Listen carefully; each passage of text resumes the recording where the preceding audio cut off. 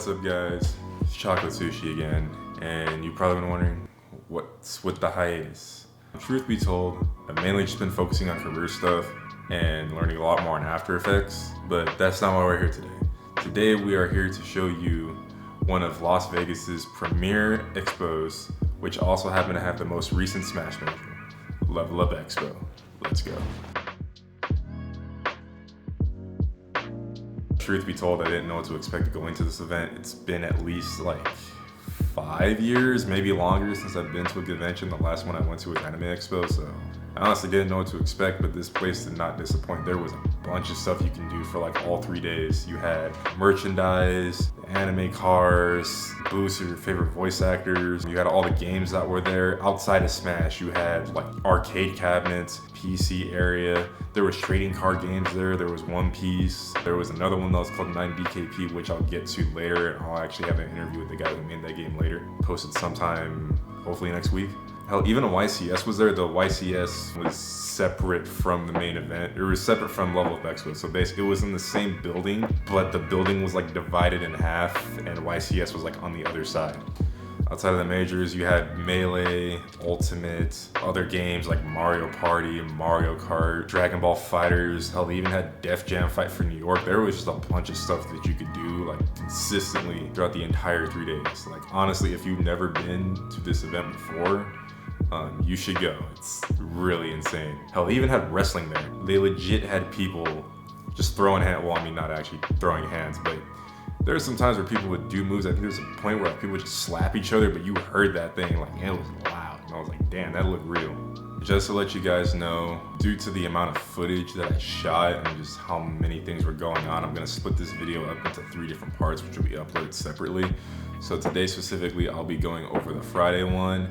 As time goes on, I'll upload the Saturday one and the Sunday one, and I'll be uploading the interviews that I had gotten during those days as well, during the week that I upload those videos. For those of you guys that don't know what Level Up Expo is, it is a convention that comprises mainly of gaming, anime, cosplaying, collecting, all that stuff.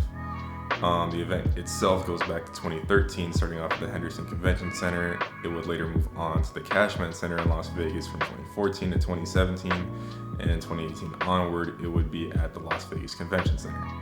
During this time that the event's been around, Smash has also been present, going back to Smash 4 in 2016, and for Ultimate it has been present from 2019, 2020, 2022, and it would return again this year for 2023 with its biggest tournament yet in terms of player skill and payout.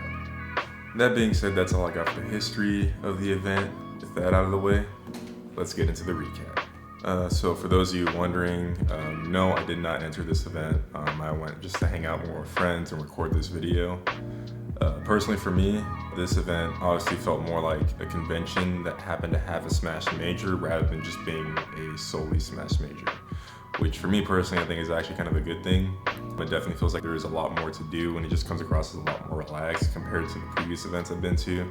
Those ones being primarily EVO and the 2GG sagas. It wasn't that there wasn't anything else to do at those events, but those ones definitely felt more just like tournament is the main thing, and that's like the main sole focus of the event, whereas this one, obviously, it's like you can play bracket, obviously it's serious, but then afterwards you can go and just see your favorite voice actor from like any video game, or you can go check out like the merch. They had like this whole like Skywalker, like Star Wars thing going on there too. You can go over there and like duel people. Like there was just a lot more to do in general, just compared to just solely being focused on Smash, which I thought was a really good thing. Friday for me was more of an introduction day, so I ended up meeting my friends ASAP and Shine in the morning, and then we went to the convention center. After we dealt with the headache that was the parking and getting inside, I was able to see like the vastness of how big this event was and everything that it had to offer. Following that, me and ASAP went around to record footage, and we ended up meeting a bunch of new people from just not even the Smash, but just new people in general, and we actually got to interview some of them, which you will see at a later date. During that day as well, I also got to try out a new card game I've never heard of called 9DKP, which is a game by Eric Scarecrow. I'll go more into that in the Saturday recap. In terms of reconnecting with people, I actually met a lot of people that I knew from SoCal, those people being Nito, Kless, Marvelous Marco, Kairos, Chris, Shine, Nexus, Wolf Scratch, and Quan. I also got to meet Andric for the first time since he's also a part of Club Smash. I should have saw Tree, but Tree wanted to stay in his hotel room because he's a little bitch. Oh man, I hope we're doing good. In terms of the Las Vegas people, I actually ran into Caius, Illusions, and Zerks as well. And funny enough, you might have noticed that some of the SoCal people, a lot of them were Club Smash. I was actually trying to meet up with Chris and Marvelous Marco, and they happened to be at the front of the con, and that's where that card game was, so that's how I found out all about that stuff. But enough about that. For now, let's focus on the Smash aspect of Friday. Friday, there were multiple Smash events going on for both Melee and Ultimate. Melee had dubs, random stages, Pokeball tournament, while Ultimate had dubs, random singles, and a Game & Watch judgment bracket. For now, let's start off with the more niche events for both games, starting with Melee. For Melee random stages, it was single elimination, best of 3 throughout the bracket.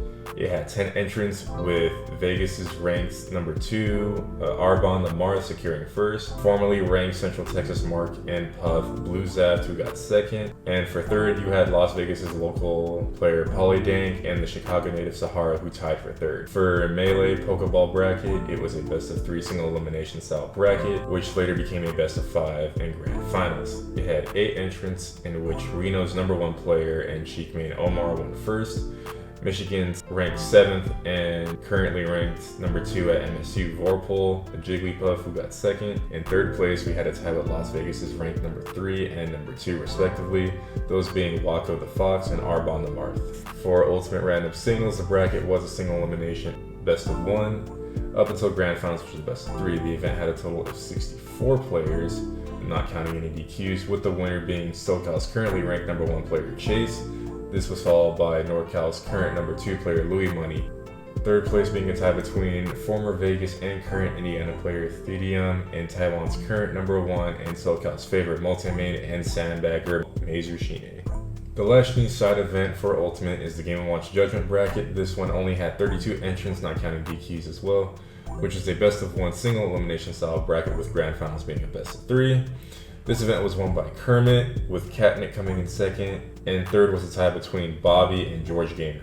Now that the side brackets are done, let's go into the doubles brackets for both games, starting with Melee Dubs. Melee Dubs is rather small, having only 11 teams, but that doesn't mean that there wasn't any competition in there.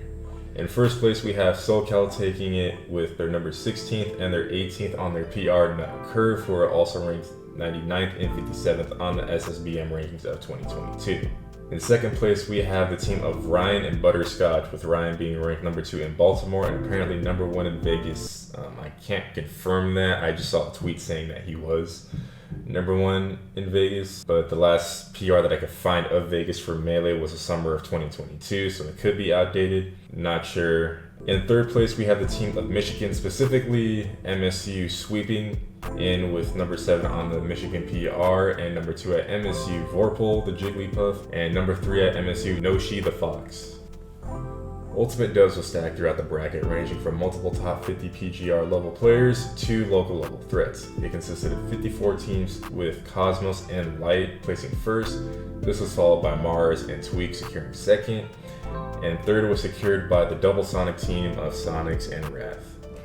Outside of this, Las Vegas was able to secure 4th place with the team of Ven and Dakpo, and California was able to secure 5th with the team of Double Palu, those being Chase and Louis Money.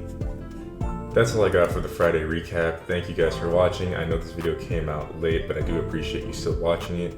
If you can do me a favor, like this video and subscribe to the channel so you'll be able to see the interviews, which will be posted later this week, as well as the Saturday and Sunday videos, which will be uploaded at a later date. Like I said earlier, thank you guys for watching, and I'll see you next time.